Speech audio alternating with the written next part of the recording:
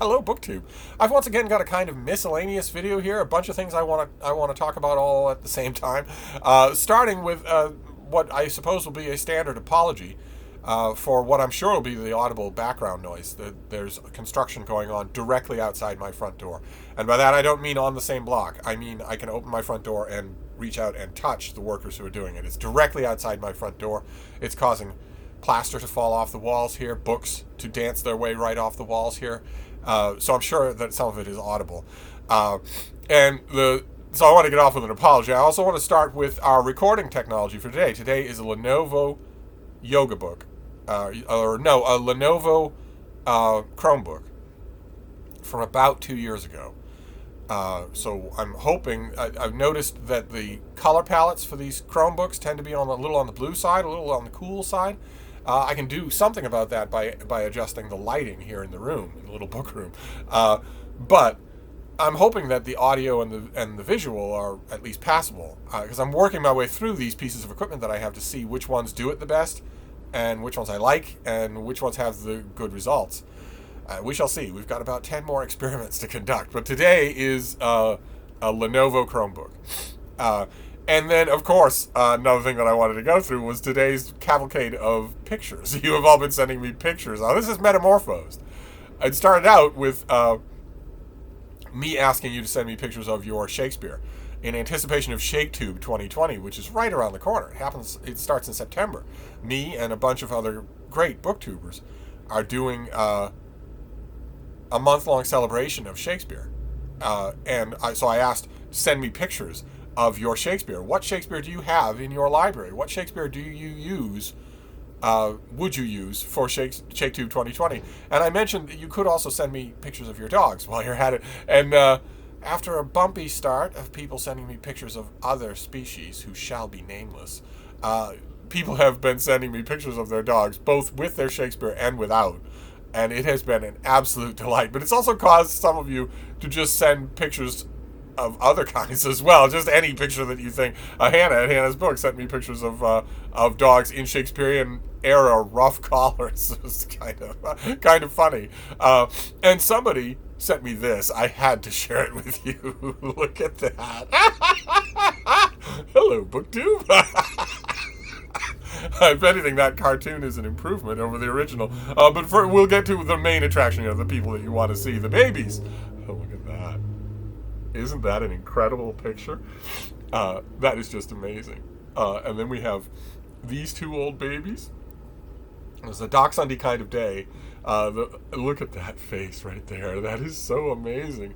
I wonder how Frida would react to having someone with her, having a sister. She's my only dog right now, and that's always strange. Look at how dignified that face is. Huh? Look at that. And that is the Shakespeare that I was sent by one of you, that I was obsessing over for a while, the Royal Shakespeare Company Shakespeare. And then we have the diva of the day. This is Ziva.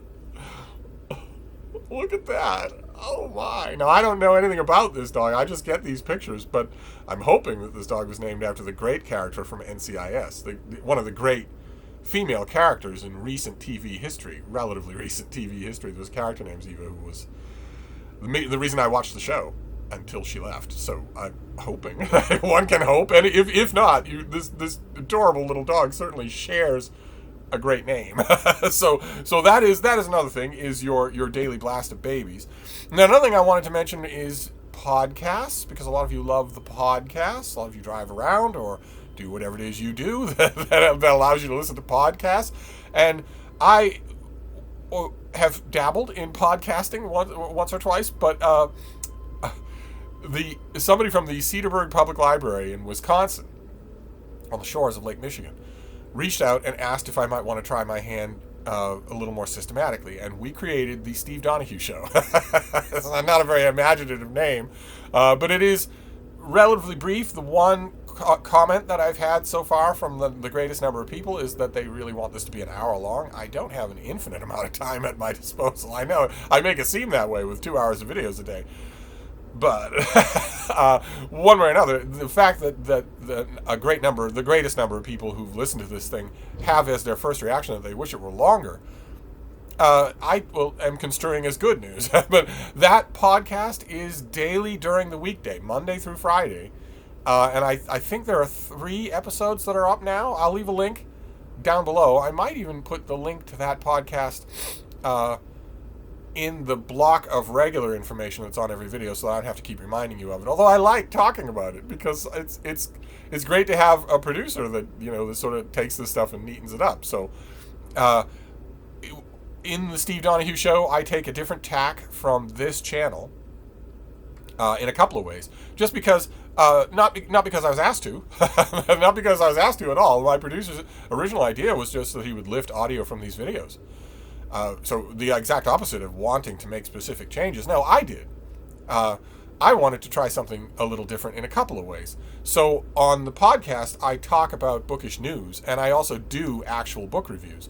The book reviews are very short, just a couple of sentences. And the bookish news is not usually something that I talk about on this channel, especially since I have fallen off the wagon of doing Last Week in BookTube, which is where I used to hit some pieces of bookish news. That's one of the differences between the podcast and this channel. Another difference is that I write a script for the podcast, where I don't do it here. And I thought that made sense because this is a podcast that's being produced for an audience that I've never met, that I don't know, that don't watch my channel. And that it was probably more courteous for them to elide the ums and ahs that I sometimes indulge in here on this channel. This channel is me talking to you. And I am fairly good at talking without a lot of mistakes. I've been talking my head off for a very long time. But even so, I wanted it to be a little cleaner than that for the Steve Donoghue Show. And I also wanted to prevent what maybe my producer would say a lot of his listeners would want, which is the kind of free-form, free association rants that I tend to do on this channel. I wanted to prevent that by giving a concrete form to my thoughts. So I don't know if I'll stick with any of that. I don't know how well any of that will feel as it progresses into the future. As my producer said, the one way for sure to know what a thing is that you're producing on the radio is to do it. Keep doing it. And it will, I gather from his comment, it will eventually take its own form. It will take the form it's meant to have. We shall see. We shall see. I just wanted to mention it again. I'm having a lot of fun, but I have to... Oh. Baby. It's the bee. I don't understand this little dog. There she is. You'll notice there are clothes on the floors, shorts and t-shirts and whatnot. I put them there on the corner of the bed. That's the corner of the bed. Because she has a propensity for laying down there. Even though at the foot of the bed, there's a deep, plush pile of blankets and pillows. And even though there's the bed, even though there are both of those things, she has taken to that corner, to the corner of the bed. And she was laying there when it was just wood. And I would look at her and say, baby, that's got to be uncomfortable. You have actual comfortable alternatives right next to that. But she insisted, and I'm learning more. As she grows older, she's getting preferences and odd idiosyncrasies and whatnot. For instance, she likes to eat right when we get back from a long, hot walk. She likes to eat when she's hot and bothered. Can you imagine coming in from a long, hot walk and immediately settling down to a meal? I think it's so gross. But she likes to do it. That's when she likes to eat. And this is another thing she likes to do. She likes that real estate right on the corner of the bed. I don't know why that is. No idea.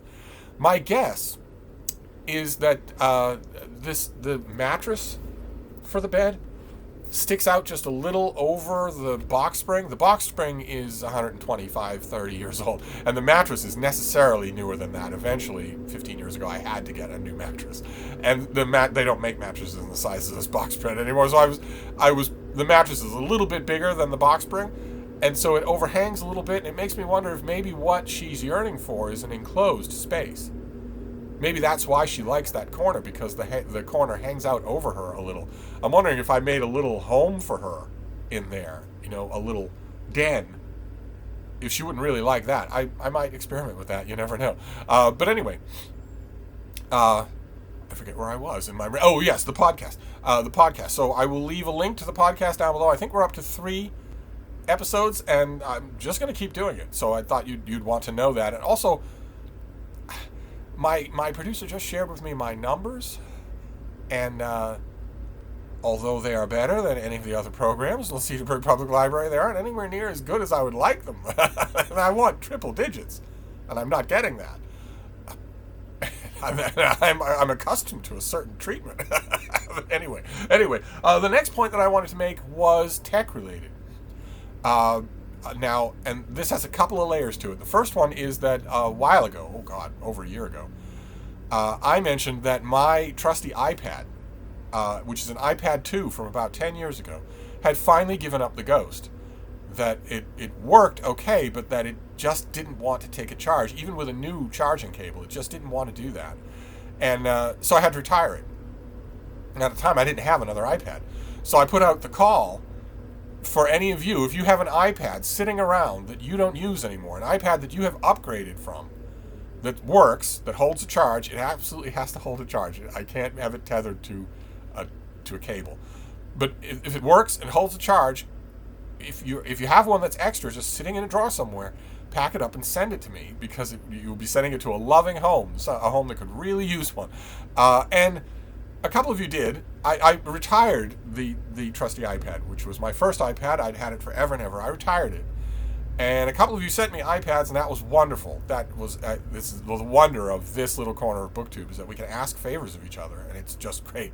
And then just recently, when there was no shortage of iPads in the place, but just recently, I saw the trusty iPad just sitting there on the shelf, and I thought, can we try that again? Let's try that again. You don't want to throw away an iPad. And the machine itself was working just fine. So I plugged it in, and it must have been that the obstruction that was in the charging port evaporated or frittered away or whatever, because it takes a charge fine now, and it works just fine. The trusty iPad works just fine now. It's 10 years old, so there are plenty of apps, useful workaday apps that it can't download anymore, but there are workarounds around that, and a lot of those I don't need. I looked at this thing and thought, okay, well, can it do the suite of basics that I want any piece of technology to do? Can it connect to Gmail? Can it receive and send emails? Can it download pictures? Can it read ebooks? That sort of thing. And it can do all of that. So I got a protective case for it that was a drama in its own right, but this is just fine. Rock solid. Came with a screen protector, so that you don't have to worry about. I don't have to worry about putting it down or tossing it on the bed or tossing it on a chair or anything like that. And I have now a totally functional extra iPad, which is great, absolutely great. But it got me thinking. That's just my horrible penchant is to do. It got me thinking.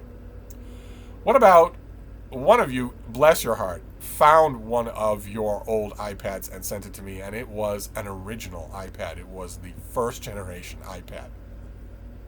This thing. A first generation iPad. And there are YouTube videos all over the place talking about how these things can't do anything anymore. They've been outdated 6 ways from Sunday. They are totally useless. There are also videos on how to upgrade them, on how to get around their limitations, the limitations that were built into them, and see what you can do with them. Now, I tried this original iPad, and I had no problem with it at all, but I did notice there was very little that it could do still, even of the basic list of things that I want. And then it seemed to die. It seemed to give up the ghost. But I thought, well, you felt the same thing about your your iPad 2. What about the iPad 1? What if it also just needed a little time to get its bearings and get off its cobby wobbles? And it did. It did. This iPad works just fine. This original iPad works just fine. Takes and holds a charge just fine. So now that I knew that it worked, I was just so overjoyed. Just standing there in the kitchen, I was just overjoyed. Oh my God, this works as well. So I sat down with it, and without looking at any of those YouTube videos about how to soup up your original iPad, I looked at this thing just to see what it will do. Just the way it is now. What will it do? And I noticed that there are things that it won't do. It won't download the Gmail app, for instance, and it also won't download any older versions of the Gmail app. The Gmail itself is just beyond this thing, I think. Its own indigenous mail app doesn't really work all that well. That too has been updated, long past this machine. And there are a bunch of other, it's what I would call maybe everyday apps that it either balks at or doesn't do at all. And so I was looking at it thinking, okay, well, it works. I mean, you can see it holds a charge. It is a fine, sturdy machine. I tell you, Apple makes products. Oh boy, oh boy. But just because it turns on and the screen is nice and it holds a battery charge doesn't mean that it's going to do anything for you. And then I realized something when I was poking around in it, which is, first of all, if I use the search function on this machine to go to Google, then it can log me into Gmail and take and send Gmail just the same as any other machine. It's just one extra step. I have a feeling that's going to turn out to be true for all of those other apps, that it will still read and function with those apps just fine off the net, just not indigenous to its own ecosystem. I can't add it to the device itself. And most of all, the Kindle app works just fine. And not only does it work just fine for the books that I already had on it, but it works just fine to receive and download and read new books. Specifically, NetGalley books. A lot of you know, the online service where you can request electronic advanced copies, review copies of books. NetGalley has seen a surge in usership since the pandemic, and my own use of it has gone up enormously because publicists will just connect you straight to the book there for a download and approve you for it. My NetGalley experience has always been a little bit on the weird side, not quite as weird as Edelweiss. I have given up on Edelweiss, but NetGalley has been a little bit on the weird side, and a few of my fellow book reviewers have had this same experience. Some of you will, if you've been with this channel for a very long time, you will remember my friend Sam has occasionally been in videos here, and he is a book reviewer. I've had a few other book reviewer friends who haven't so far consented to be on this channel, who go to NetGalley, request a book. You fill out a profile of who you are, where you review books, what you've done, and so if you're a professional book reviewer, you're laying out where you review books regularly, where you have reviewed them, your CV basically in a very thumbnail version.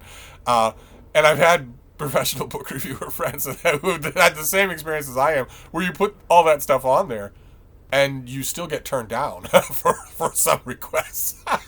Which is kind of strange.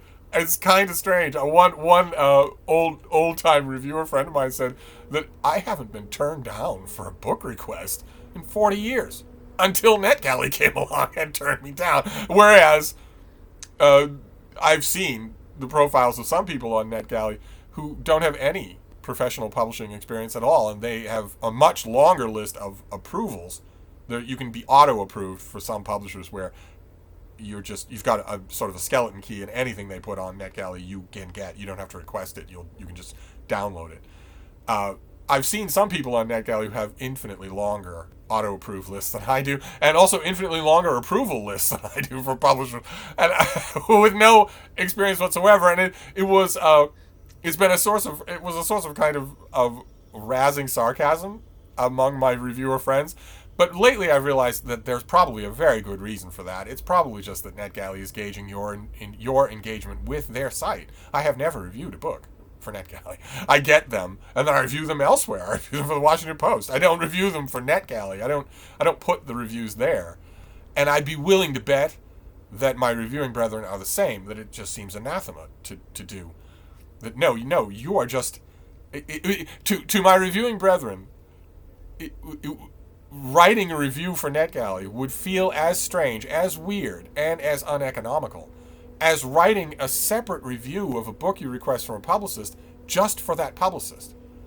You just would never do it. No, the publicist is the person who gets you the review copy, hoping that you will then attach a review to a big viewing audience and push the sales of the book. And not maybe torpedo the sales of the book. But to write a review for the venue from which I am getting the review copy has always struck me as a little strange, and I've never done it. I've never written a review for NetGalley. I don't think I've ever even given a star review of any kind. I don't think I've rated anything that I've ever got from NetGalley. If I have, it's been one or two when it happens to occur to me, and that is bad. I should come up with some sort of way to do that, especially if that boosts my profile on NetGalley. I'm obviously going to need NetGalley in the future. No matter what happens with this pandemic, the publishing world has learned that the utility of the ebook world in a very, very direct way that they had not known before. So they're going to put more and more weight on electronic copies of books anyway. I don't think that's ever going to change completely back to the way it was. So I'm going to need a wide latitude, on NetGalley. So I should do whatever I need to do to increase my profile. I just haven't done it yet. But I am still on the auto approval list for a few publishers, and I do still get approved for some books anyway. And when they come, the option is to send them to your Kindle app. And the Kindle app on this original iPad works just fine. Not just to read, but also to download and display mail from elsewhere. It works just fine, meaning this iPad still has a huge amount of utility left in it. So it needs a case. First of all, it can't be naked like this. If I drop this, it'll break. And I will drop it. It needs a case like the RadPad. There's the hard rubber RadPad case. Or this thing for the trusty iPad. This is a nice, it's got a semi-rubberized back and a plastic inset frame. There's got to be something that will fit this. And since this has utility, I mean, it takes and holds a charge. It is great for surfing the web. It's got lots and lots of storage left in it. If I can figure out a way to sideload ebooks onto this thing, oh my, it has a huge amount of room on it. So it needs a case, and it needs to join my iPad library. And that brings me to yet another request. It's going to strike you as insane, except for some of you who've already sarcastically commented on how I tend to accumulate laptops. Chromebooks, old laptops of one kind or another. Hence the cavalcade of things that we're recording on. I have about 10 things I want to try recording on. Some of those people may sneer at this request, but I'm going to make it anyway, and I want your indulgence, of course. I want your unquestioning obedience as the faithful Donohugenauts that you are. I want your iPads. I want more iPads. If you have an iPad in a desk drawer somewhere, in a kitchen junk drawer somewhere, and you have the charging cable, and it still works, but you don't ever use it, I want you to take it out, dust it off, and send it to me. And send it to me so that I can see what I can do with it and get it in a fancy case. So there you go. That is your tech update, which is that not only does the trusty iPad still work and have a complete new lease on life, but I don't remember which of you sent me this original iPad, a first generation iPad. But if you're watching, I want you to know this also has all the potential in the world. It is no longer a dead machine. That is incredible. It is no longer a dead machine. And I want more. More. Send me your iPads. Anyway, that is those are a lot of miscellaneous stuff, and then we have some mail. I thought we'd go through the mail. If I remember correctly, I will mention down in the information down below where the mail starts, so you don't have to go through all the rambling. Although I don't like it when people pick and choose on videos. I watch all of your videos from the first minute to the last minute. But anywho, let's look at the mail. And the first piece of mail is a periodical. It's got a little bit of schmutz on it, but that's all right. Well, here I can put my. Oh, I don't have to show you. This is the Journal of the American Veterinary Medical Association, with a sleeping calf on the cover. I don't have any idea why I get this. I don't think it's mine. I don't think this subscription is mine. I certainly never subscribed to this. It's probably an arm and a leg to subscribe to the Journal of the American Veterinary Medical Association. That's probably not cheap at all. This is probably coming in the mail. I mean, it's coming in the mail with this address on it, but this is probably from, I don't know. Probably it's a mistake.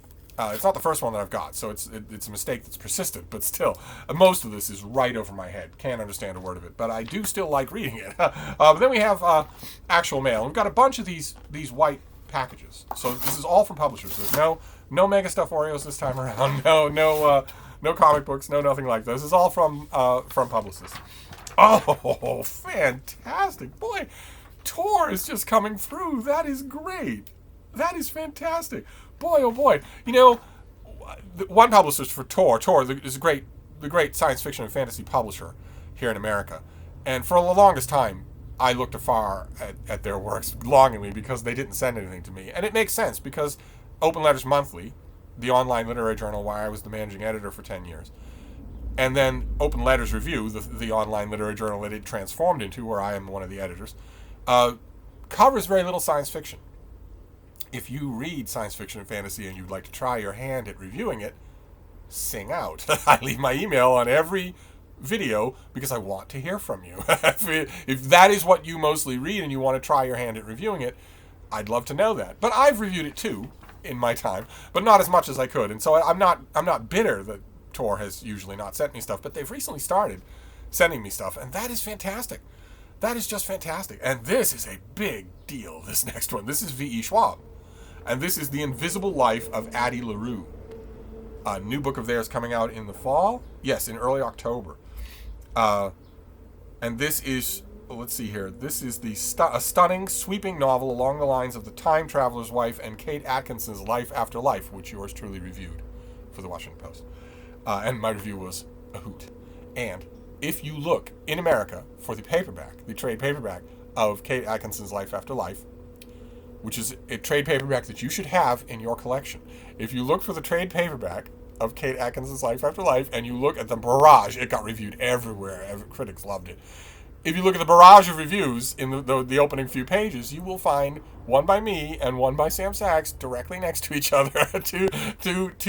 two reviews of the same book. It was a hoot to do, although mine was funnier. But anyway, this book opens as a young French woman in the 1700s, in a moment of desperation, makes a Faustian bargain to live forever, only to be forgotten by everyone she meets. After 3 centuries, she will meet a man in a hidden bookstore in New York City, a man who can actually remember her. So the deal she makes is she gets eternal life, but no one can remember her. And then the plot kicks off when she meets someone who does remember her. Simple, but fascinating. This is Schwab's tour de force, a genre-defying, next-level book that takes readers across centuries, exposing them to history and art through the main character's eyes. As you can see from the starred reviews above and the bookseller praise included on the next page, we are getting amazing early reactions. So what are these starred reviews? Oh my! Oh my! Okay, I've mentioned before on this channel that there's a certain unwritten rule for book reviewing for the mainstream journals, which is don't jump the gun. Wait until the book's publication date to run your review. So if you're writing a review for the Wall Street Journal, you can write the review months ahead of time, but the journal's not going to run the review until the book is out, newly out. It's considered even a praiseworthy review, even a review praising the book is considered a little bit of bad form to run it early, with exceptions. And the exceptions are the professional journals, Library Journal, Publishers Weekly, Kirkus Reviews, that get all these books early and run their reviews early because bookstore buyers, book chain buyers, and especially librarians rely on that early word. In my case, in my opinion, sometimes more than they should. But not everybody has Steve in their life to tell them which books are good and which books aren't. And this book, The Invisible Life of Addie LaRue, that's why it's The Invisible Life, because no one remembers her. This book got starred reviews, which is not easy to do, from Kirkus, Publishers Weekly, and Library Journal. A trifecta that is not easy to do because the starred reviews are the discretion of the reviewer. No publisher can influence that. That is not bought, like the location of this book on the front display table of a Barnes & Noble. That is the discretion of the reviewer. They have to love it. So for a separate reviewer at all 3 of those professional journals to give this starred review is amazing. That's so good. That is amazing. And that is going to guarantee this a wide coverage in the mainstream press, because they're going to look, a lot of those book section editors are going to look at those reviews, at those advanced reviews, and say, all right, this seems to be worth my time. That's the Faustian bargain that book section editors are constantly making, because they have so many books and so little space that you have to make decisions on what you're going to cover and what not. Every book section editor that I know, and I work with quite a few of them, they're all perfectly aware of the fact that there are great books every single week that are too niche, too small, too quick, too abstruse, whatever it is, that they perfectly acknowledge that these books are great, but they can't justify giving them review space. And that kind of advanced word on this thing will probably affect that arithmetic. That is great. Fantastic. Well, I will certainly be reviewing this somewhere, if not anywhere else than for Open Letters. What a start. Oh, man. What a start. All right, well, great. Let's see. Let's move on here. Okay, this next one is an advanced copy. What have we got here? What is all this folderol? Oh, goodness gracious. All right. This is from Soho, and it comes out in November. All right, so these dates might be right. And this is an advanced copy of a memoir. This is This Time Next Year We'll Be Laughing. A memoir by Jacqueline Winspear, who's the author of the great Maisie Dobbs series of novels. That's wonderful. I would never thought of this as the author as the possible writer of a memoir. This will prove itself to be an antidote for our weary times. The title is taken from Jacqueline Winspear's father's favorite expression, one he used to cheer up the family whenever they hit a rough patch. And there were plenty of rough patches in the unmodernized Victorian terrace house Winspear grew up in during the 1950s and 60s England, still bearing livid wartime scars. The specter of poverty is only one of the boogeymen Winspear grew up with. The presence of trauma born of war haunted her family for generations. Her paternal grandfather suffered from shell shock developed during the First World War, and the legacy of displacement and abuse followed her mother, a child evacuee of the London Blitz. The grim memories of his work on the demolition team in Germany during the Second World War was at odds with her gentle, animal-loving father, who had been raised in a quiet house given his father's reaction to loud noises. And his early wartime work as a young apprentice likely contributed to the illness that finally took his life. Wow. Okay, so it's not really her memoir, it's a family memoir. How fascinating. Okay, well, I already know that I like this author. I've never tried her with nonfiction, but that's par for the course. I'd gladly try it. How do you like that? This time next year, can you get the lighting to cooperate there? This time next year, we'll be laughing. Great. I'm experimenting with the cameras here, with different items that I'm using to film. Today, it's a Lenovo Chromebook. Tomorrow, who knows what it will be. I'm digging out I have one gigantic drawer out in the other room that is full of technology, as some of you have seen. I'm just going to dig out every item in there, turn it on, power it up, and see if it can film, see what I like and don't like. So let's see what this next one is. If this were Thomas's channel at SFF 180, all of these big white cardboard envelopes would be from Tor, because he's Tor's darling boy, as well he should be. Very glad that they don't need convincing to send him everything under the sun, and also that other science fiction publishers don't need any convincing to send him everything under the sun. With me, it's a little bit different. They probably do need convincing in my case. Let's see here.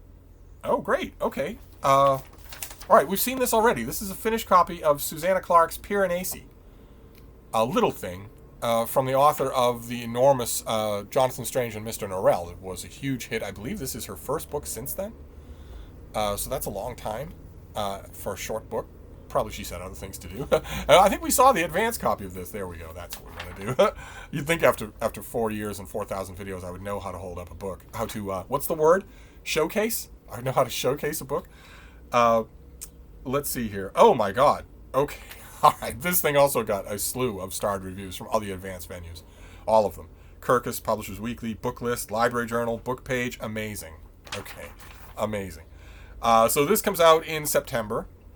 Piranesi's house is no ordinary building. Its rooms are infinite. Its corridors endless. Its walls are lined with thousands upon thousands of statues, each one different from all the others. Within the labyrinth of halls, an ocean is imprisoned. Waves thunder up staircases. Rooms are flooded in an instant. But Piranesi is not afraid. He understands the tides as he understands the patterns of the labyrinth itself. He lives to explore the house. There is only one other person in the house, a man called the Other, who visits Piranesi twice a week and asks for help with research into, quote, a great and secret knowledge. But as Piranesi explores, evidence emerges of another person, and a terrible truth begins to unravel, revealing a world beyond the one Piranesi has always known. Okay, well, I was fascinated by this when I read about it the first time, but I haven't got to it yet. It's right around the corner. So I knew I need to get to this right away this week sometime. And there is the lovely finished copy. The finished copy has gold embossing there, not only on the title but also on the little satyr figure there. Great. All right, fine. And then this last one, and then we'll be done. Let's see here. Another great big white envelope. What have we got here? Oh, fantastic. Okay, great. All right, a great day for finished copies. That's wonderful.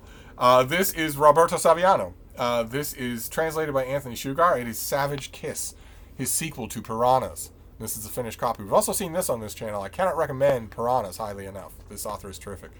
And this is the sequel to that, about teenage Neapolitan crime bosses. And in Savage Kiss, their emotions catch up with them. These are only boys, but they are ruthless crime bosses, systematic crime bosses. Fantastic. Okay, so this comes with a huge amount of praise for Piranhas from all of my critical brethren, and it comes with a huge amount of praise for his nonfiction book Gomorrah, which is also about Neapolitan crime, also from all the critics. And Savage Kiss has favorable advance reviews from Kirkus and Booklist. So, not that it matters. This author has a huge amount of credit in the bank with me, so I'm going to read and love this anyway. So, there you go. All right, so fiction, nonfiction, and tons of interesting stuff. Okay, fantastic. What a mail haul. So we have Savage Kiss by Roberto Saviano. We have Piranesi by Susanna Clark. We have This Time Next Year We'll Be Laughing by Jacqueline Winspear, the author of the Maisie Dobbs novels. And we have The Invisible Life of Addie LaRue by V.E. Schwab. About a woman who lives forever, yes, but no one ever remembers her. So, fantastic. So there you go. That is an extra hideously long video. I couldn't help but notice that David Murphy did a video today that was 40-something minutes long, so maybe I've caught the tedium bug from him in one way or another. I think this is quite long enough. So did we get all the points? We have the gorgeous babies, including Ziva. Let's take a look at Ziva's pretty face again, because she's a showstopper. She's a showstopper. Probably another dog who's smaller than Frida. And also this weird thing. Hello, BookTube. So we saw that. We saw the babies. And I gave you a podcast update. You should all flock to my podcast. If you listen to podcasts, listen to mine. The Steve Donoghue Show. Every day, every weekday. And then a tech update, which is that this first generation iPad works just fine, and if it does, all of yours will, so I want them. If you have an iPad that's just sitting around with doing nothing, send it to me. And then the mail. So that is our sort of our just a grab bag video for Tuesday. But I will be back. Thank you, BookTube.